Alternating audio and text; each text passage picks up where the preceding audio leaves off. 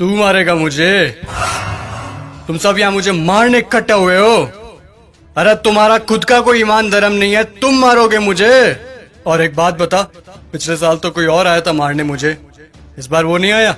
वो लाल साल वादा पूरा कोनी करिया सा तो हम की मैं आया हूँ सा। तुम सब अंदर से एक जैसे के जैसे हो। ठीक भीड़ इकट्ठी हुई है मुझे मारने के लिए आज। मैं माता सीता को लेकर गया था, इसीलिए मारने के लिए इकट्ठे हुए ना तुम सब आज। हाँ, मैं मानता हूं मेरी गलती, लेकिन माता सीता को किसी कारागृह में नहीं, सबसे उत्तम वाटिका थी उसमें रखा था मैंने। और हाथ लगाना तो दूर, गलत नजर से देखा तक नहीं था मैंने माता सीता को। और तुम्हारे यहाँ छोटी छोटी बच्चियों को दरिंदे उठाकर लेकर चले जाते हैं, उनके साथ रेप करते हैं। उनको तो तुमने कभी ऐसे इकट्ठा होकर जलाया नहीं। वो दरिंदे क्यों खुलेआम घूम रहे हैं आज भी, मुझे ये बताओ। आए मुझे जलाने। अब चोटे तू बता।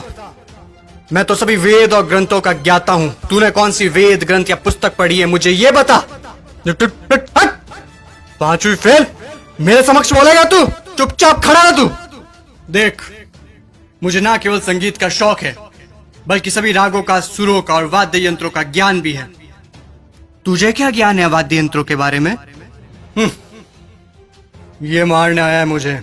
अब तुम लोग सुनो, मेरे जैसा महादेव का भक्त ना तो कोई हुआ है, ना मेरे जैसा महादेव की भक्ति किसी ने की है। और तुम लोग, तुम्हारा भी कोई जमीर नहीं है। भगवान पलटते समय नहीं लेते तुम। काम हुआ तो ठीक, तो चलो महादेव के पास, हुए तो चलो महादेव के, नहीं हुए तो चलो इस बार बालाजी के चलते हैं। क्या हुआ? गुस्सा आ रहा है मेरे ऊपर?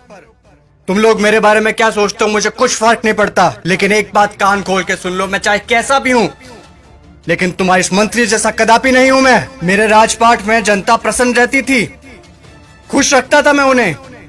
इसकी तरह पटाखों की चोरी कभी नहीं की मैंने। बोलूं, बता दूं सभी को, ये दुष्ट, ये तुम्हारा मंत्री दुष्ट एक नंबर का, ये कागजों में लिखता है कि रावण दहन के लिए 50 पेटी पटाखों के लगे, और लगा था 5 भी नहीं है, ये सब इसके घर पे जा रहे हैं। और तुम लोग क्या कहते हो? बुराई पर अच्छाई की जीत।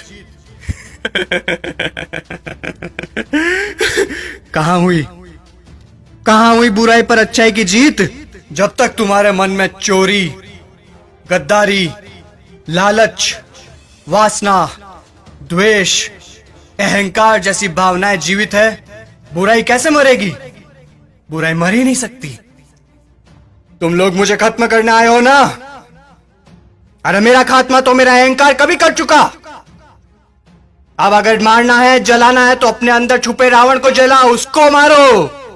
सच्चाई और अच्छाई को अपना लो, बुराई अपने आप खत्म हो जाएगी। और अगर तुम मुझे जलाने के उद्देश्य से ही आए हो, तो मैं तुम्हें बता दूं कि सिर्फ छोटे बच्चे ही आज की तारीख में मुझे जला सकते हैं, क्योंकि उनके अंदर चोरी, गद्दारी, लालच, घृणा, वासना, द्वेष, अहंकार जैसी भावनाएं नहीं है। असल में वही हैं ईश्वर का स्वरूप। ए लड़के, लगा दे आग, फिर से जला दे। अगले साल फिर आऊंगा मैं जलने के लिए, लेकिन अगले साल मैं देखूंगा कि आप लोगों ने अपने अंदर के रावण जलाए या नहीं। खुश हैं अभी आप सब? एक बार फिर से आपका रावण जल रहा है।